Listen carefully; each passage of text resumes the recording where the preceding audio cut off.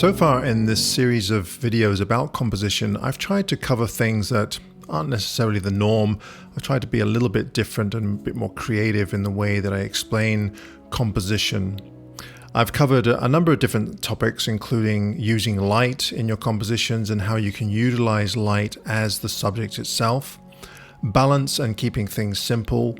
I've also attempted to showcase examples of how to put together complex scenes into meaningful photographs using a number of examples.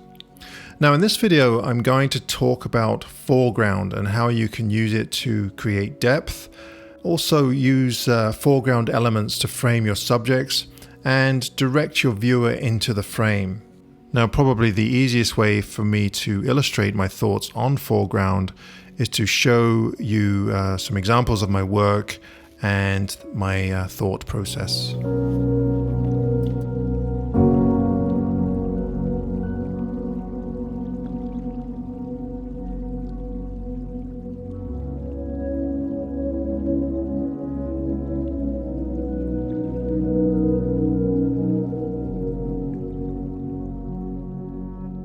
Back in the early 90s, I got right into large format photography. And one of the reasons why I got into large format cameras was that I wanted a bit of an edge over other photographers. Most photographers at that time were using 35mm film. It was only the die-hard landscape photographers that were actually using 4x5 or 8x10. And I wanted my work to stand out. One photographer in particular that I really admired and looked up to was a photographer named David Munch, who used 4x5 exclusively, but David had a great way of really emphasizing foregrounds by using ultra-wide lenses on a 4x5 and just kind of dragging you right into the scene with these dramatic foregrounds, backgrounds, middle grounds, and of course light. So of course I wanted to emulate that kind of style of photography, and this image here is probably one of the first 4x5 images that I ever took. I found this great foreground and I just plonked it right in the bottom of the frame, thinking that this was going to be just an absolutely fantastic photograph. But as you can probably see right away, this is actually a really mediocre attempt at trying to emphasize foreground and drag your viewer into the frame. The biggest problem with this image is, first of all, it doesn't have any light. The light is very flat, so the foreground boulder just kind of blends in with those other boulders that are surrounding it. And actually, as I look at this photograph right now, my eye is drawn to that green patch at the mid-right there. So this isn't a great example of how to use foreground. And if you just plonk something in the foreground, it doesn't instantly make it a great landscape photograph. You really have to pay attention to what's going on in the whole frame to really make that foreground successful. Ultimately, you want the foreground to relate to other things in the frame. If you just put just a big boulder in the foreground, it doesn't really have any context. It's just a big boulder. But if you can somehow arrange it in such a way that it relates to the midground or the background, or it has some similarities to what's going on in the rest of the frame, then that really helps if it draws your viewer into the frame. And that's ultimately what you want it to do.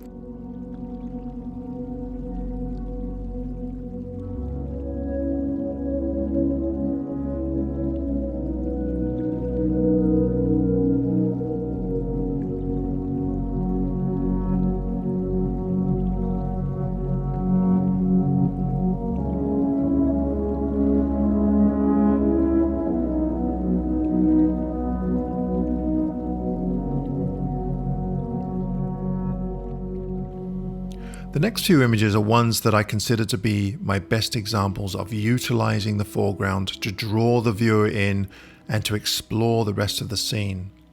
In this first image, you can't help but be drawn in by those gnarly roots that pretty much fill the bottom of the frame. Everything from the placements of the roots to the shrub on the upper left side to the pine tree standing in the background have all been carefully considered in not only filling the frame, but keeping the viewer's attention to the details throughout. Everything leads to the base of that gnarly tree.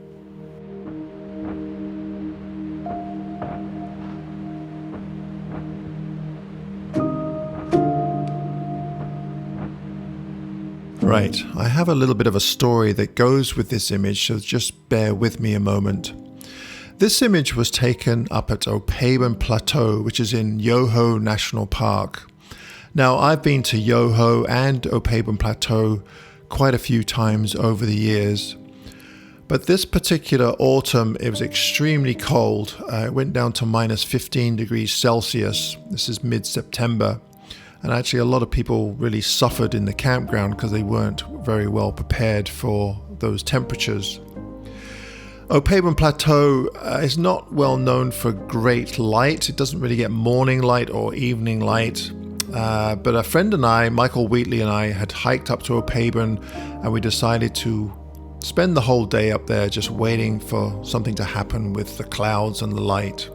And of course, waiting around gets quite tiring and a little bit dull sometimes, so I decided to just wander around and explore and try to find some compositions for when the light did get good. Well, the light never did happen for us, but what I did find is that I was able to find some compositions that really held the images together regardless of the light. And, you know, this kind of helped me develop my style later on, where I thought, you know what, you kind of have to adapt to whatever the light's doing. And oftentimes I'll try to find a composition or a subject that goes with the light that I'm presented with.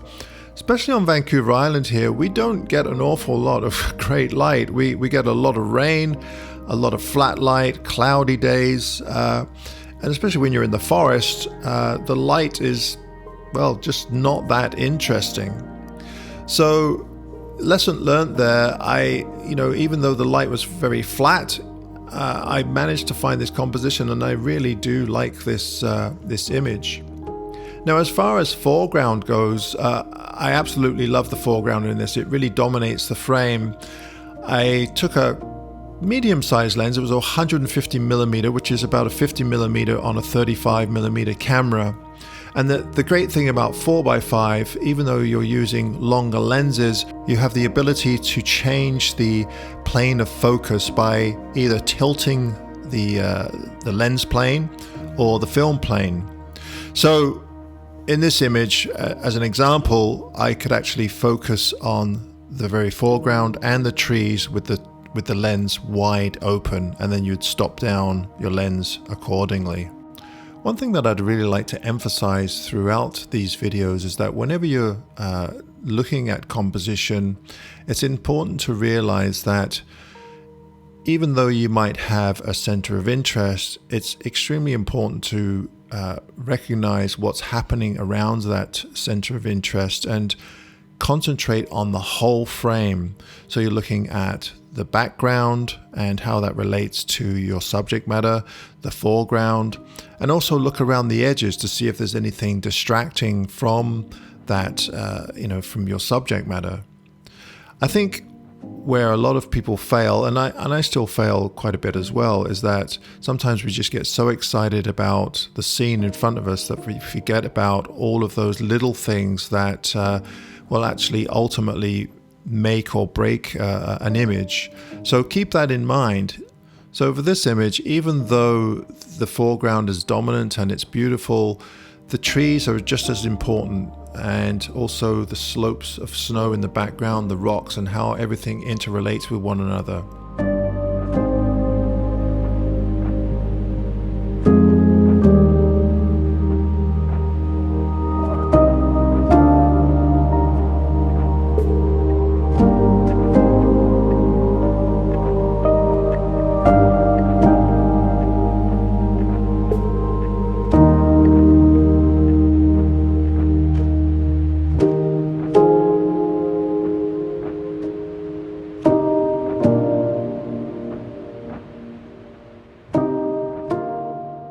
About a year or so ago, I made a video about wide-angle lenses and short telephoto lenses and the relationship between the foreground and the background, and how those lenses, really affect the way that you compose an image.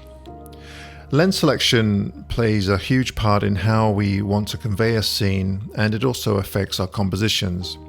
So when we think about the grand landscape, most landscape photographers will approach a scene by slapping on a wide-angle lens and getting in close to an interesting foreground, usually to help dramatize the scene. The problem with wide-angle lenses are that they often disassociate the foreground with the background. So as an example, here's an image that I took in the Chilcotin this past autumn. And I really do like the photograph. I love that foreground and how those dead snags in the foreground kind of interplay with the rest of the scene. The problem with this photograph, and actually Jeremy and I talked about it while we were standing here, is that by using a wide-angle lens, it's really made those dramatic peaks in the background look very small. And in this photograph, they don't look very dramatic at all. But if you were actually standing there, then they're quite dominant in the frame. So I made a creative choice. I decided to emphasize the foreground more than the background. Now, if I'd wanted to, I could have backed up a little bit and perhaps used a slightly longer lens. The problem is, as soon as you start using longer lenses, then you start running into problems with depth of field. Now, I know that you can focus stack, and some photographers will even go to the extreme of using multiple focal lengths and then combining them later on in Photoshop. I haven't quite brought myself to doing that because I just see it more as digital art than actually photography, but that's just a personal preference of mine. You got to remember, I'm more old school than new school. So we have to make some creative choices here. Is the foreground interesting enough to pull the photograph through? Or if you need that background to interrelate with the foreground, then that's when you might want to start using longer focal lengths to bring that background into the foreground, if that makes sense.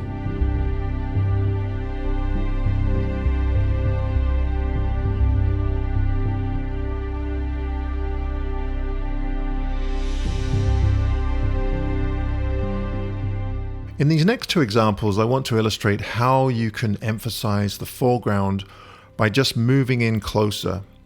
So in this first image, I'm using a 16 to 35 millimeter set at 22 millimeters. And the objective of this composition was to portray the contrast between the round boulder set against the jagged edges of the surrounding cliffs. The cliffs, the surrounding rocks, and the mountains all play equal importance throughout the frame. Now, if we look at this next photograph here, I'm using exactly the same focal length, 22 millimeters, but I've got in really close to the boulder, and you'll notice that all of a sudden, all of the emphasis is on that round boulder. We still have the contrast between the boulder and the jagged rocks, but the mountains in the background aren't quite as important in the frame as the foreground. Now, I like both images. Neither one is right or wrong. It's just a great technique that you can use out of your toolbox to really emphasize those foregrounds.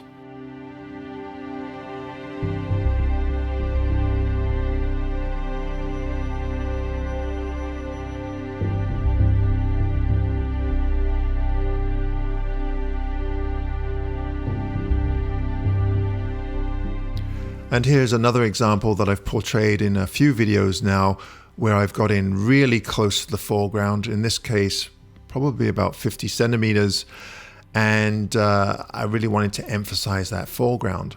Now, even though I'm emphasizing the foreground, the background still plays an important part in this composition, and I carefully composed it so that I wasn't cutting off the bottom of the waterfall. Now, I have a couple of versions of this, one where I focus stacked and I have the mushrooms and the waterfall in sharp focus, and then of course this one where the waterfall is out of focus, but it still gives the image a sense of place. And it fills in that corner really nicely.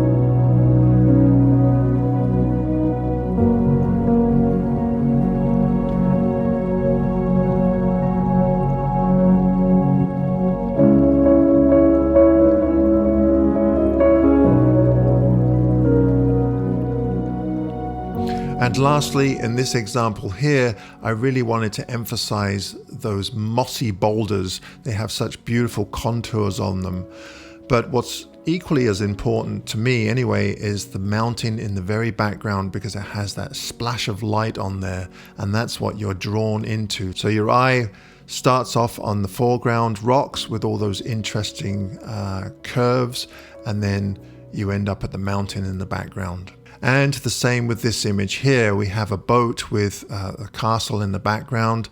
The castle is an important element to the composition, but it's the boat that dominates the frame. It just gives it a sense of place.